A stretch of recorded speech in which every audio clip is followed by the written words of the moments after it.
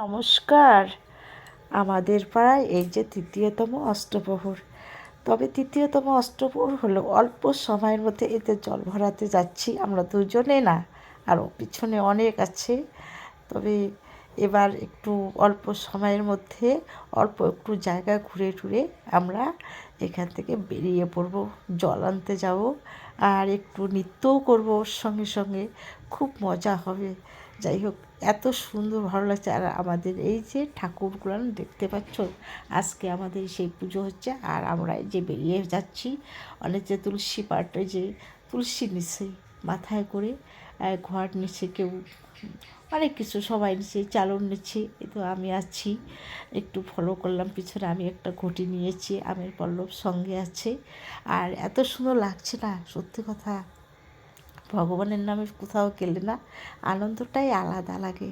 আর সবাই মিলে একসঙ্গে না উলুধ্বনি দিই, এক নাম হচ্ছে, কত সুন্দর।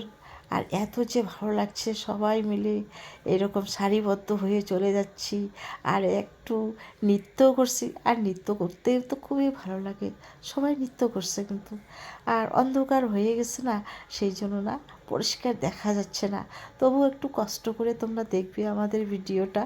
এই একটু আমি নৃত্য করছি এই ঘটিটা নিয়ে, আর সঙ্গে আমার দিদি আছে, এই দিদির সঙ্গে আমার নৃত্য করছি। আমার কেন যেন এত ভালো লাগে না, সত্যি ভগবানের নৃত্য করতে খুবই ভালো লাগে।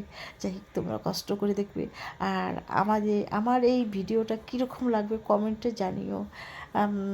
তবে এই যে নৃত্যটা করছি না, এই নৃত্যটা করার, সত্যি আমি এই বয়সে যে এই নৃত্যটা করছি, এটা মনে মনে ভাবি যে আমি তো নৃত্য করতে পারি না।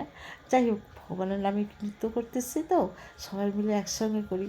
আর সবার সঙ্গে করতে গেলেও ভালো লাগে, আর মনটাও অন্যরকম হয়ে যায় যে না, এরকম পাড়ার মধ্যে এই রকম না করলেই মানুষ কী বলবে, যে আমরা যদি নৃত্য না করি তাহলে কি হবে।